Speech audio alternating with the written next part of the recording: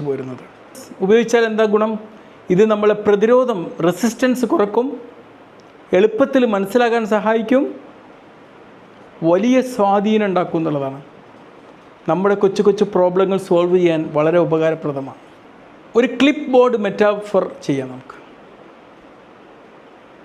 നിങ്ങളുടെ മുമ്പിൽ ഒരു ക്ലിപ്പ് ബോർഡ് ഉണ്ട്. അതിലൊക്കെ ചിന്തകൾ ഇങ്ങനെ ക്ലിപ്പ് ചെയ്ത് വെച്ചിട്ടുണ്ട്. നിങ്ങളതിങ്ങനെ കുറച്ചിങ്ങനെ മുഖത്തിൻ്റെ മുമ്പിലായിട്ട് പിടിക്കുന്നു. ഇപ്പോൾ നിങ്ങൾ കാണാൻ പറ്റുന്നുണ്ടോ? ഇതാണ് നിങ്ങളിതുമായിട്ട് ഫ്യൂസ് ചെയ്ത് വെച്ചിരിക്കുന്നൊരവസ്ഥ. എന്നിട്ട് അതെടുത്തിട്ട് താഴെ വെക്കുന്നു. ഇപ്പോൾ നിങ്ങൾക്കത് ശരിക്കും കാണാൻ പറ്റുന്നുണ്ടല്ലോ.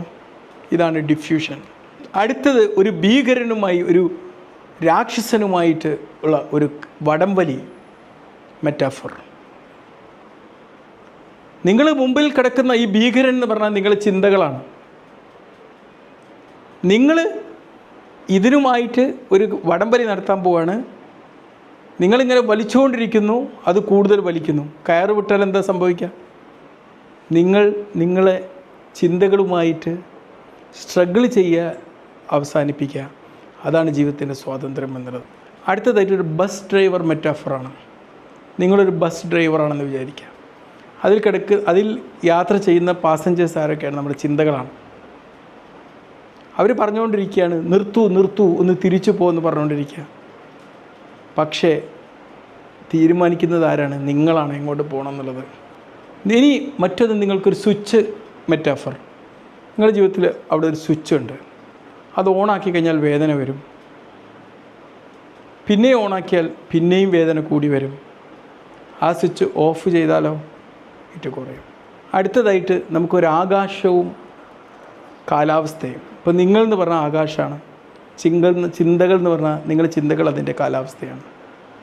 മഴ വരും, ചൂട് വരും, കാർമേഘങ്ങൾ വരും, വന്നു പോയിക്കൊണ്ടേയിരിക്കും. ആകാശം അവിടെ തുടർന്നുകൊണ്ടേയിരിക്കും. ഇത് നമ്മളെങ്ങനെയാണ് പ്രാക്ടിക്കലി ഇംപ്ലിമെൻ്റ് ചെയ്യുക? തിയറി പറഞ്ഞു കൊടുക്കേണ്ട കാര്യമല്ല, മെറ്റാഫർ ഡയറക്റ്റ് ചോദിക്കുക. ഉദാഹരണത്തിന് ഒരാൾ വരുമ്പോൾ പറയാം, നിങ്ങളുടെ ചിന്തകളെ ഒരു ബസ് പാസഞ്ചറെ പോലെ ഒന്ന് കണ്ടു നോക്കുക. ഈ ഒരു പറയുമ്പം തന്നെ അവർക്ക് കാര്യങ്ങൾ മനസ്സിലാക്കും. ലളിതമായിട്ടുള്ള ഭാഷ ഉപയോഗിക്കുക, കണിശമായിട്ടുള്ള സൈക്കോളജിക്കൽ ടേംസ് ഉപയോഗിക്കാതിരിക്കുക, മറ്റുള്ളവരുമായിട്ട് റിലേറ്റ് ചെയ്യാൻ പറ്റുന്ന രീതിയിൽ പറയുക. നമ്മുടെ മനസ്സ് എന്ന് പറഞ്ഞാൽ ലൗഡ് സ്പീക്കറിനെ പോലെ. ഈ മെറ്റാഫർ എന്ന് പറഞ്ഞാൽ എന്താണ്?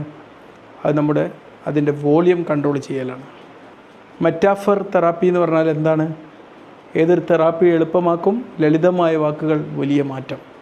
ഇന്നത്തെ ഒരു അസൈൻമെൻറ്റ് എന്താണെന്നറിയോ? ഇതിലേതെങ്കിലുമൊക്കെ മെറ്റാഫർ ഇന്ന് നിങ്ങളുടെ ജീവിതത്തിലും മറ്റുള്ളവർ